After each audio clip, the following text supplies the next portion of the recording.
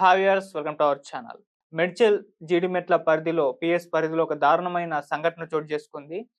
ఒక తల్లిని 10వ తరగతి చదువుతున్న ఒక 16 ఏళ్ల కూతురు తన ప్రియుడు అండ్ ఆ ప్రియుడు వాళ్ళ తమ్ముడితో కలిసి అత్యంత దారుణంగా అంటే ఆహ్, పీక పీక నులిమి తలపై రాడ్డుతో కొట్టి, కత్తితో కోసి ఈ రకమైనంగా ఘోరంగా అయితే చంపేయడం జరిగింది. ఇది ఇప్పుడు అందరిని కూడా కలిచివేస్తుంది. అందరిని కూడా షాక్‌కి గురిచేసింది.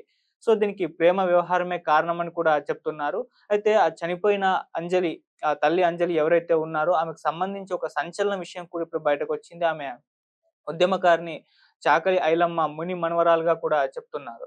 సో, ఇప్పుడు ఈ ఘటన మీద కేసు నమోదు చేశారు. దర్యాప్తు కూడా చేస్తున్నారు. అయితే ఇప్పటివరకైతే ఒక ఏం జరిగింది? ఎందుకామె ఆమెను అత్యంత కిరాతకంగా చంపేయడం జరిగిందని జెప్పేసి ఒక న్యూస్ అంటే ఒక స్టోరీ అయితే బయటకొచ్చింది. సో, అదేంటో ఒక్కసారి చూసుకుందాం.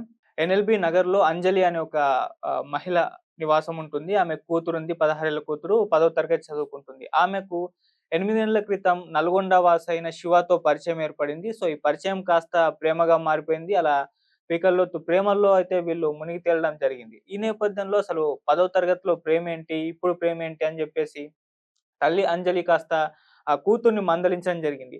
సో, ఇలా మందలించడంతో ఒక్కసారిగా కూతురు షాక్‌కి గురైపోయింది. ఏంటి తల్లి నా మీద రెస్ట్రిక్షన్స్ పెడుతుంది. నన్ను ఈ విధంగా కంట్రోల్ చేస్తుందని జెప్పేసి ఆ రకమైన మెంటాలిటీలోకెళ్ళిపోయింది. సో, ప్రియుడికి చెప్పింది. మరి ఇలా తల్లి మందలిస్తుంది ఇది అని జెప్పేస్తే వాళ్ళంతా కూడా డిసైడ్ అయిపోయి తల్లిని అడ్డు లేకుండా చేసేస్తే అయిపోతుంది. మన ప్రేమకి ఇక అడ్డెవరు ఉండరు. ఆమెను చంపేస్తే అయిపోతుందన్న ఒక ఆలోచనలకైతే వచ్చారు. సో, ఆ నేపథ్యంలోనే ప్రియుడితో కలిసి కూతురు ఇద్దరూ కలిసి వారం రోజుల క్రితం అయితే వెళ్ళిపోయారు కూడా. ఎక్కడికి వెళ్లారో అయితే తెలీదు. అయితే 3 రోజుల క్రితం ఇంటికైతే ఆమె కూతురొచ్చేసింది. సో, అంజలి కూడా మహిళ అంజలి ఎవరైతే ఉన్నారో తల్లి, ఆమె కూడా చేర్చుకుంది. కాస్త మందలించినట్టుగా కూడా చెప్తున్నారు. సో, అలా 3 రోజుల తర్వాత తిరిగొచ్చిన ఆ కూతురు మళ్ళీ 2 రోజుల తర్వాత తన బాయ్ ఫ్రెండ్‌ని ప్రియుడిని కూడా రమ్మని చెప్పింది. ఆ రకంగా నిన్న వాళ్ళ ప్రియుడు శివ, వాళ్ళ తమ్ముడు యశ్వంత్‌తో కలిసి అంజలి మహిళ అంజలి ఇంటికైతే చేరడం జరిగింది. అలా వీళ్ళు ముగ్గురు కలిసి ఇప్పుడు ఆమెను చంపేందుకు ఒక కుట్ర పన్నారు. పూజ గదిలో పూజ చేసుకుంటున్న అంజలిని వెనుక నుంచి దాడి చేశారు.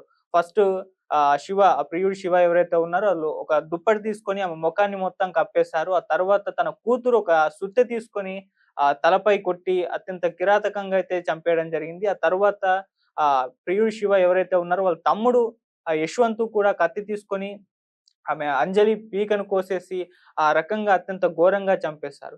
సో, ఇది ఇప్పుడు అందరిని కూడా షాక్ గురి చేసింది. వాళ్ళొక్కరి ఏజ్ కూడా 20 కూడా లేదు. సో, ఈ ఏజ్‌లో ఈ రకమైన ఆలోచనలేంటి? అది కూడా సొంత తల్లిని చంపేసుకునేంత ప్రేమ వీళ్ళది. అసలు ఇదేం ప్రేమ అంటూ కూడా నెటిజన్స్ అందరూ కూడా వాళ్ళని తిడుతున్నారు.